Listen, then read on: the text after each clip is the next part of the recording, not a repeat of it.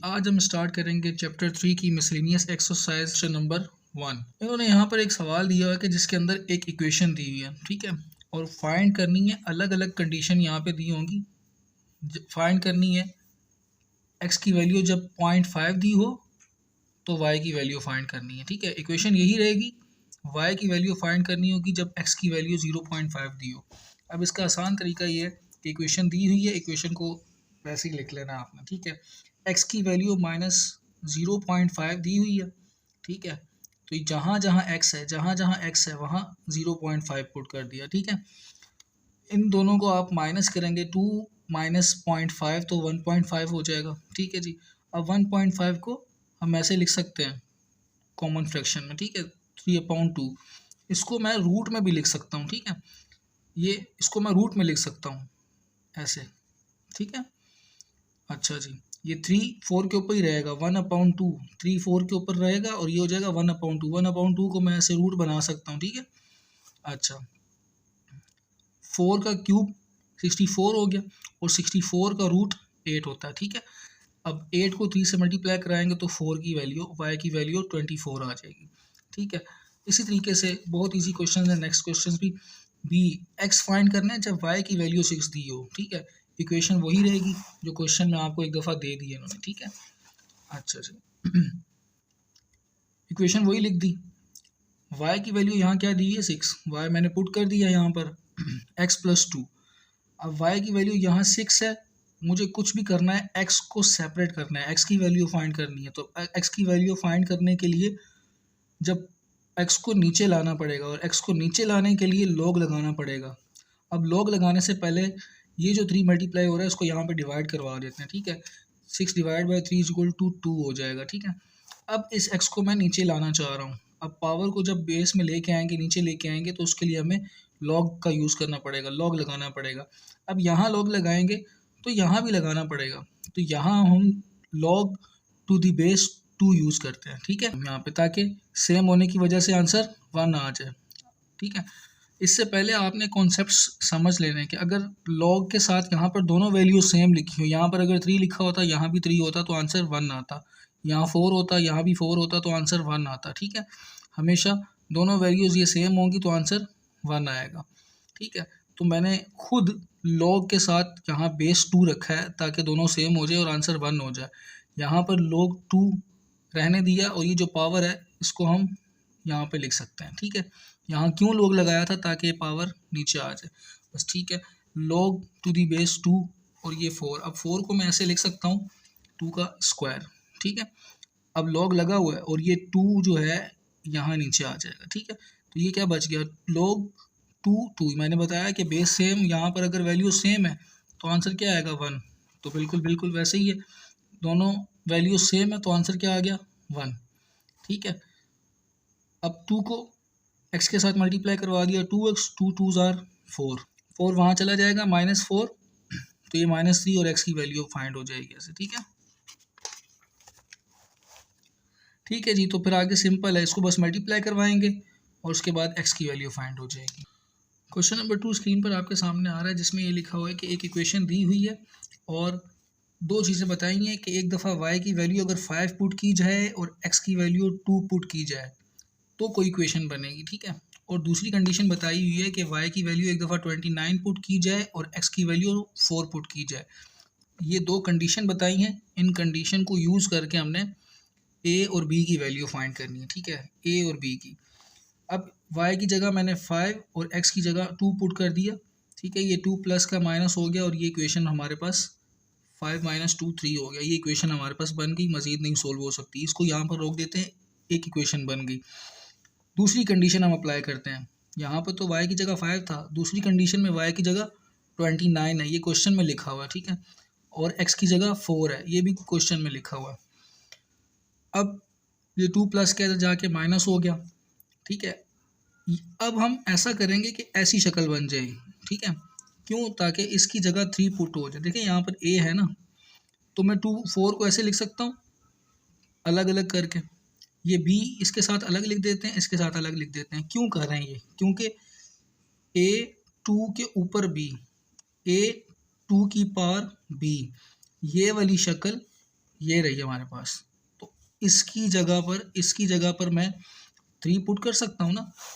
तो यहाँ पर हमने लिख दिया, इस इक्वेशन को हमने इसकी जगह पर 3 पुट कर दिया। ये वाली इक्वेशन जी सहरी होगी, सहरी की आवाज़ आने लगी। तो यहाँ पर a2 की पावर b की जगह पर हम 3 पुट कर देंगे, ठीक है। इस इक्वेशन को दोबारा लिख दिया 3 पुट करके, ठीक है। अब 3 मल्टीप्लाई हो रहा है, यहाँ पे जाके डिवाइड हो जाएगा, ठीक है। अच्छा जी, तो हमारे पास क्या वैल्यू बन गई, 2b एक साइड पे लिख देते हैं, और यहाँ पर क्या वैल्यू बन गई 9। इसको ऐसे लिख देते हैं, 2 की power b is equal to 9। 3 यहाँ जाके डिवाइड हो गया था, ठीक है। 3 यहाँ जाके डिवाइड हो गया था। अच्छा जी, अब मुझे b की वैल्यू फाइंड करनी है, तो लॉग लगाना पड़ेगा, ठीक है। लॉग मैं लगाया यहाँ पर, तो b लॉग लगाने के बाद b की वैल्यू b नीचे आ गया यहाँ पे, ठीक है। और यहाँ पर लॉग 9। अब b की वैल्यू फाइंड करने के लिए log 2 यहाँ मल्टीप्लाई हो रहा है, इस तरफ जाके डिवाइड हो जाएगा, बिल्कुल ऐसे, ठीक है। इन दोनों कैलकुलेटर में आप डिवाइड करेंगे तो आंसर आ जाएगा 3.17। अब ये इक्वेशन हमने बनाई थी ये, ठीक है। इस इक्वेशन को आपने दोबारा लिख दिया, और इक्वेशन लिखने के बाद आपने b की वैल्यू यहाँ पुट की और 2 की पावर बन गई। अब इसको यहाँ जाके डिवाइड करवा देंगे, कैलकुलेटर में a की वैल्यू आ जाएगी, ठीक है जी। इसी तरीके से क्वेश्चन 3 में आपके पास ये इक्वेशन दी है, इसको सोल्व करना है, यानी इसमें x वेरिएबल की वैल्यू फाइंड करनी है हमने। इसमें बहुत आसान तरीका है।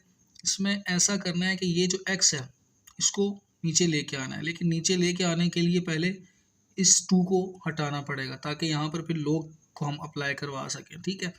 अब यहाँ log को अप्लाई करवाने से पहले ऐसा करते हैं कि इस x को और इस 1 को अलग अलग बेसिस के साथ लिख सकते हैं, ठीक है। सेम बेस हो तो पावर ऐड हो जाती हैं, तो उसी चीज़ को रिवर्स करके लिखा हुआ, ठीक है। अच्छा, इसको मैं अलग अलग लिख सकता हूँ। अब ये 2 है, 3 के साथ मल्टीप्लाई हो जाएगा, ठीक है। 2 3 या 6 हो जाएगा यहाँ पर, और ये 3 की पावर x ये वैसे ही है। अब यहाँ पर ये पूरी वैल्यू इधर जाके माइनस की, और ये प्लस की इधर जाके माइनस में। यहाँ क्यों लेके गए हैं, क्योंकि बेसिस सेम है यहाँ पर, तो इसलिए सोल्व हो सकती है, ठीक है। अब ये देखें, एक दफ़ा 3 की पावर x माइनस 6 टाइम्स 3 की पावर x माइनस होगी तो कितने हो गए, -5, ठीक है। 6 माइनस 1 तो -5 3 की पावर x हो गए, ठीक है। यहाँ -10 चल रहा है, यहाँ से 5 10 से कैंसिल हो गया, ये 5 मल्टीप्लाई हो रहा है, वहाँ जाके डिवाइड होगा, तो यहीं पर कैंसिल कर दिया, वैल्यू आ गई 2, ठीक है। अब 3x अकेला, 3 की पावर x अलग अकेला रह गया, और यहाँ पर 2। अब हमने ऐसा करना है कि x को नीचे लेके आना है, लेकिन x को नीचे लाने के लिए log लगेगा। अब log 3 मैं बेस 3 के साथ यूज़ कर रहा हूँ, ताकि वैल्यू सेम होने की वजह से आंसर 1 बन जाए। इस x को मैंने नीचे उतार दिया, यहाँ पर नीचे लिख दिया, ठीक है, ऐसे। और यहाँ पर log 3 और 2, ठीक है। अब ये दो वैल्यू हम कैलकुलेटर से फाइंड कर सकते हैं, x की वैल्यू फाइंड हो जाएगी। इसी का क्वेश्चन नंबर भी दिया हुआ है, जिसके अंदर देखिए, अब जब जहाँ जहाँ ज़रूरत पड़ेगी हम वहाँ पर ऐसे बना के इसको इक्वेशन को आसान भी किया करेंगे, ठीक है। अब यहाँ पर देखिए x ऊपर है, दरअसल तरीकाकार ये होता है, यहाँ तो x को नीचे ले आए, ठीक है, log लगाने के बाद। अगर वो काम नहीं हो सक रहा तो फिर ऐसा करें कि ऐसे सेम वैल्यूज़ बना दें, सेम बना दें, ठीक है। देखिए 3x 3x 3x, तो ये सेम वैल्यूज़ बना दें, ठीक है। अब शुरू से पढ़ते हैं इस क्वेश्चन को। अच्छा जी, इस 9 को मैं ऐसे लिख सकता हूँ 3 × 3, ठीक है। यहाँ पर 3 पहले से ही लिखा हुआ है, इस 3 को ही मैं अलग अलग लिख देता हूँ। क्यों मैं अलग अलग लिख रहा हूँ, ताकि कोशिश ये रहे कि वैल्यूज़ एक जैसी बन जाए यहाँ पर, ठीक है। एक जैसी बन जाएंगी तो हम उसको एक वेरिएबल के इक्वल लेट करके क्वाड्रेटिक इक्वेशन बना देंगे और सोल्व कर देंगे, ठीक है। तो वो आसान तरीका हो जाएगा। अब आसान तरीका इसका ये है कि इसको हम 9 को हम ऐसे लिख सकते हैं 3 × 3, ठीक है, मतलब 3 का स्क्वायर। अच्छा, इस x को अगर मैं अंदर लिख दूं और 2 को बाहर लिख दूं तो कोई मसला नहीं है, ठीक है।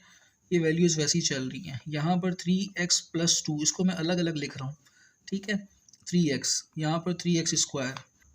अब ये 3 का स्क्वायर यहाँ पर हो गया 9, और ये 3x अकेला बचा हुआ है यहाँ पर, ठीक है। ये -12 वैसे ही चल रहा है। अब ये देखिए 3x 3 की पावर x, 3 की पावर x, 3 की पावर x, इन सब को अगर तीनों को मैं y के इक्वल लेट कर लूँ तो यहाँ पर इन सब की जगह पर y आ जाएगा, ठीक है, y, और ये -12, ये -12 और 9 इस तरफ जाके साइन चेंज हो गई इनकी, -12 इधर जाके प्लस का हो गया। अब इसके फैक्टर्स बन जाएंगे फैक्टर्स बनेंगे, एक बन गई क्वाड्रेटिक इक्वेशन, -9 + 2 -7 हो गया, ये क्वाड्रेटिक इक्वेशन बन गई। क्वाड्रेटिक इक्वेशन बनने के बाद ये आपको क्वाड्रेटिक इक्वेशन तो आनी चाहिए, ठीक है।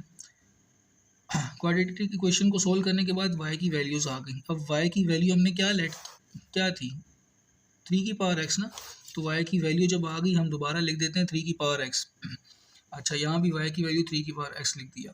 अब हमें x की वैल्यू फाइंड करनी थी तो हमने लगा दिया log की बेस 3 इसलिए रखा ताकि वैल्यू सेम होंगी तो आंसर आएगा 1, ठीक है। यहाँ भी log 3 लगाना पड़ा, फिर यहाँ भी वैल्यू सेम हो गई थी तो आंसर 1 आ गया। इसी तरीके से यहाँ पर भी x को नीचे अप्लाई करवा दिया, यहाँ भी x को नीचे लिख देंगे हम, तो वैल्यू सेम होने की वजह से आंसर आ गया 1।